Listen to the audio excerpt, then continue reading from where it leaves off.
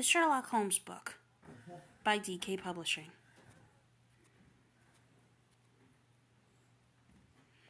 Foreword. In 1946, almost 70 years ago, Edgar W. Smith pondered in an editorial in the Baker Street Journal. What is it that we love in Sherlock Holmes? Nearly 130 years after Holmes first appeared, subsequently embedded in the hearts of millions, it is appropriate to reconsider this question.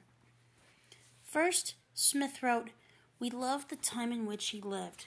When Smith wrote these words, that golden era when it was always 1895 was only a half-century earlier, and well within the living memory of Smith, who was born in 1894, and his contemporary readers. Now it is an alien country, as mythical and foreign as the era of the Roman Empire, the battlefields of Napoleon, or the court of Elizabeth I. While it may be true that we do love the Victorian era, we love it as we love the Old West or the countryside of Arthur's Camelot, only as it exists in our imaginations, not in our memories. Even Smith knew that the late 19th century was no paradise, but instead a time of great changes for people of color, women, and the middle class. In the world of 1946, just writing itself from the cataclysms of war and the horrors of the Holocaust, how could Smith justify for a love for a character as out of date as Sherlock Holmes? Smith's answer was emblematic of 1946, when the world could still believe in heroes. "He stands before us as a symbol," he wrote, "a symbol of all that we are not but ever would be.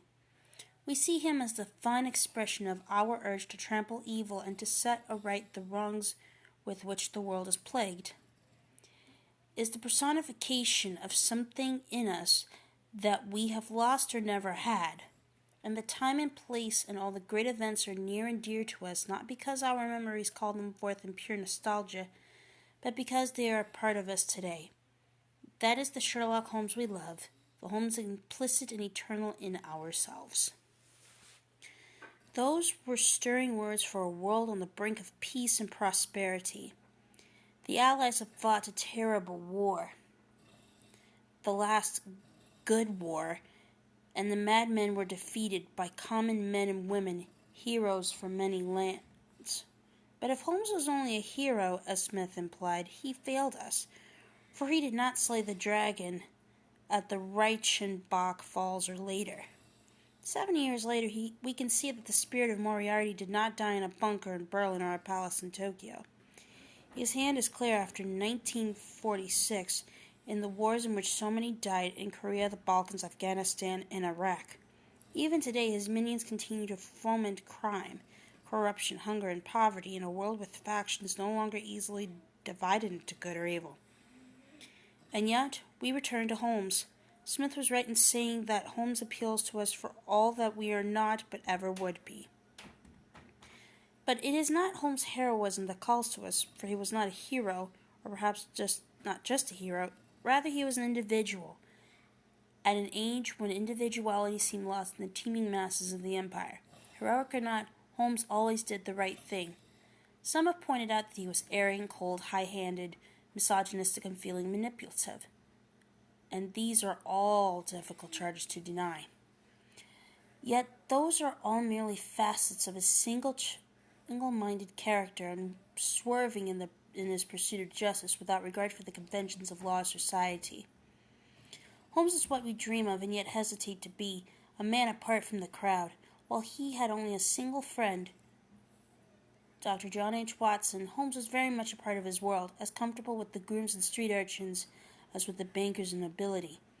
In an age bound by rules and rituals for social circumstances of every sort, even death, Sherlock Holmes followed only his own rules.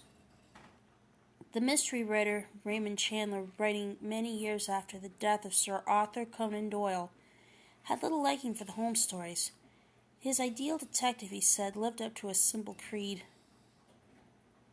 Down these mean streets a man must go who is not himself mean, who is neither tarnished nor afraid. Yet these words cannot more accurately describe Holmes.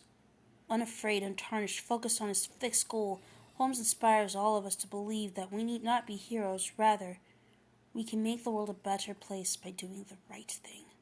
Leslie S. Klinger.